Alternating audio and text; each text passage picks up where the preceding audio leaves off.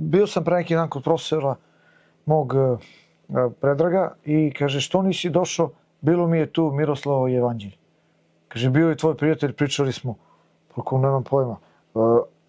Možete to da pojasnite malo, šta je to Miroslavo Jevanđelje? To što ste rekli malo, to otvara neke knjige. Vidi, postoji jedan neverovatan čovjek koga je Bog podigao da se spasi to Miroslavljevo Jevanđelje. Znači, Miroslavljevo Jevanđelje je knjiga Novog Zaveta koju je knez Miroslav, knez Humski, koji je živeo krajem 12. veka i početkom 13. veka. Knez Humski, knez Miroslav, stariji brat Stefana Nemanje, on je naručio za sebe da se napiše, jer tad nisu bile štamparije, da mu se napiše, da mu se prepiše, ručno se radilo, Novi Zavet iz koga će on moći da čita, znači Evanđelja i još neke knjige Novog Zaveta, da on može da čita Sveto pismo i da se uči Božje mudrosti, da može da vlada državom. I to je urađeno tako precizno, tako kvalitetno i tako skupoceno. Čovjek je bio knez, imao je para i hteo je da ima Bibliju, bato, u zlatu, u koloru, znaš kakav, u krasnopisu. Jer nekad si ti imao u školama, već početkom 20. veka imao si, obavezan predmet je bio krasnopis. I on je doveo najbolje stručnjake u tom trenutku je imao u državi i napravljeno je to Miroslavljevo Jevanđelje, to je 360 strana, A3 format. Znaš kako to izgleda? To izgleda grandiozno. I sada, Englezi, kad su videli Miroslavljevo Jevanđelje, pa su Englezi, naši večiti prijatelji, veliki trgovci, biznismeni, oni kad su videli Miroslavljevo Jevanđelje, oni kaže, ova knjiga da se napravi, potrebno je para kao da se naprave dva grada, kao što je grad Golubac na Dunavu. Zamisli koliko je uloženo i napravljeno to Miroslavljevo Jevanđelje, to je jedan grandiozan književni dokument. Znači, to je slika koliko su oni uvažavali taj sistem vrednosti. Ti možda pogledaš, ja sam, i sad to Miroslavljevo Jevanđelje, uz Božju pomoć nije ukradeno kao što su ukradeni mnogi dokumenti. Evo ti, na primjer, ova dva evanđelja velikog bosanskog vojvoda i hercoga Hrvoja Vukčića Hrvatinića. To je isto urađeno u zlatu, vrhunski. Nije kao Miroslavljevo Jevanđelje na tom nivou, ali isto fenomenalno. Znači, krasnopis, manji je format, ali to je oteto. I to se drži, original se drži tamo po nekim italijanskim, austrijskim, nemačkim muzejima. I onda su, objavljene su, viš da sam znao da ćeš tome da pričaš, ali mogu do sledeće emisije da donesem. Obavezno. Objavljeno je fototipsko izdanje ta dva evanđelja koje je radio vojvoda Hrvoje Vukčić Hrvatinić. I to je štampano u štamparijama u Italiji i u Austriji, znači sa zlatotiskom, znači znaš kako ono izgleda? Ono izgleda kao original. Znači slikali su original i onda su u zlatnoj boji oštampali nekim specijalnim mašinama. I ja sam uspio preko interneta to da kupim, prodavalo se, to nema ovako u slobodnoj prodaji, ali preko interneta može da se kupi, prodaju ovako antikvarno, prodaju se i nove kopije. Ja sam nabavio oba ta evanđelja. Znaš kako to izgleda? To izgleda, ne mogu da, to moraš da vidiš, doneću ti sledećoj emisiji da vidiš kako to izgleda. Ima da se kupi na internetu, koga to zanima, zove se Mletački zbornik, u kutiji drvenoj, u fulu napucano, ima to evanđelje, zove se Mletački zbornik i tumačenje. To košta negde oko 320 evra. Ali vredi svaki dinar. Koga interesuje. I Hvalov zbornik sam uspio isto da nabavim polovno. Ima i onda se kupi, košta negde oko 200 evra. To je nešto. Ali pazi, znaš šta je Miroslavljevo Jevanđelje? Ja sam ga vidio, ono otvara se, izlazi. Sad ću ti objasniti. To Miroslavljevo Jevanđelje je uspeo, čudom Božjim je to ostalo u Srbiji, nisu ga oteli. I onda je jedan neverovatan čovjek, koga je Bog podigao, zove se Veljko Topalović. Ovo ime treba svi da znate. Veljko Topalović. To je jedan od najvećih čuvara naše književnosti i naše istorije i naše tradicije. Veljko Topalović. On je toliko energije i toliko snage uložio sa svojim kolegama i saradnicima. I on je uspeo uz veliko čudo Božje da dobije, da slika Miroslavljevo Jevanđelje. I on je to slikao u full rezoluciji sa kvalitetnim kamerama. Mnogi su tražili da to slikaju, ali nisu dobili. Kaže, ja ne znam kako su meni dozvolili, kaže da ja to slikam. On je to slikao, ne znam pre koliko, 15 godina, 10. I on je tražio štamparije koje će verno, kao što je original, da oštampaju Miroslava Jevanđelja. I on je uspeo da nađe, štampao je prvo u Johannesburgu, posle je štampao negde u Austriji, ne znam tačno gde.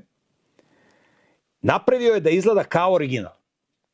I to je A3 format u kožnom povezu. Znaš kako to izgleda? Znači, to izgleda kao original. To je neverovatno kako to izgleda. Ali to dok ne uzmeš u ruke, ti ne znaš kako to izgleda. Znači, isto kao kad ti budem ja dono Jevanđelja Hrvoje Vukčića Hrvatinića. Znači, hvalozbornik i mletečki zbornik. Ali ovo je A3 format, ovo je A5 format, mali. Ovo je 4 puta veći. Na 360 strana. Znaš kako izgleda?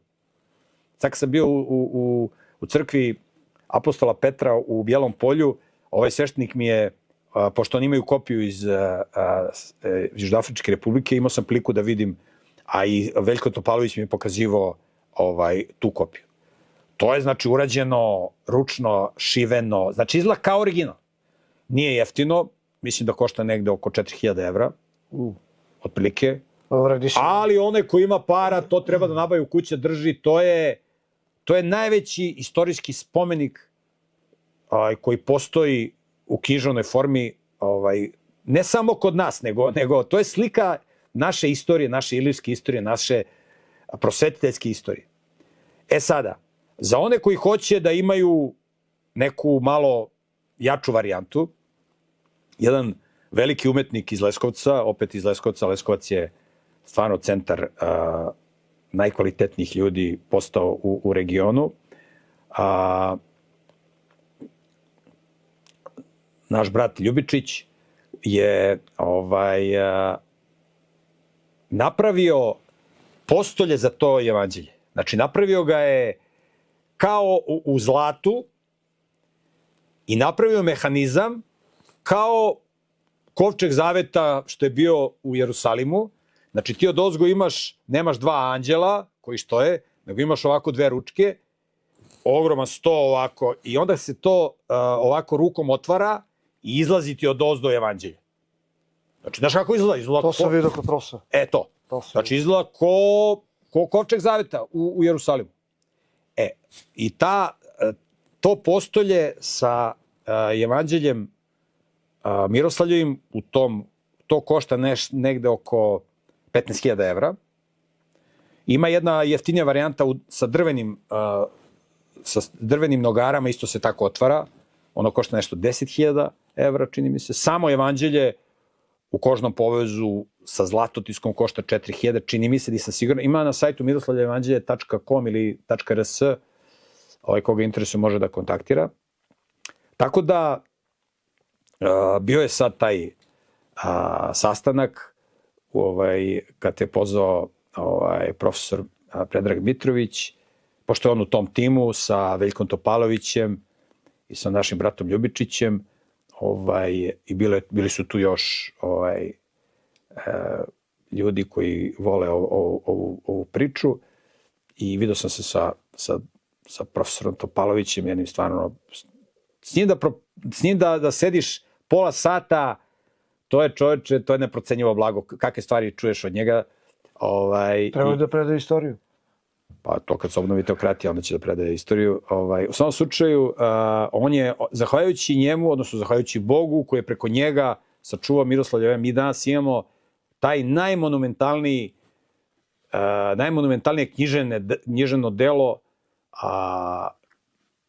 u evropskoj istoriji. Znači, ne računam Sveto pismo koje je sačuvano, kuranski spisi, to je posebna priča, to je nezamenljivo, ali što se tiče evropske istorije, ne postoji značajnije književno delo od Miroslavljevog evanđelja, i to tako urađeno da je to... Čovjek ima pare, razumiješ, to ti je ko ovaj moj prijatelj iz Sarajeva, razumiješ, ima pare, razumiješ, kupio sebi, voli da se vozi benđolom za 200.000 i voli. Brate, nikakav problem nije.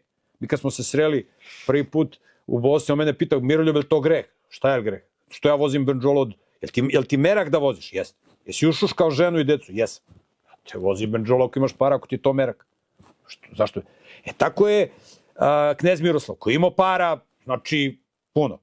Šta je za njega, razumeš, da da on naruči da se za njega napravi, razumeš, u zlatotisku sa krasno, i onda on kad čita, razumeš? Uživa.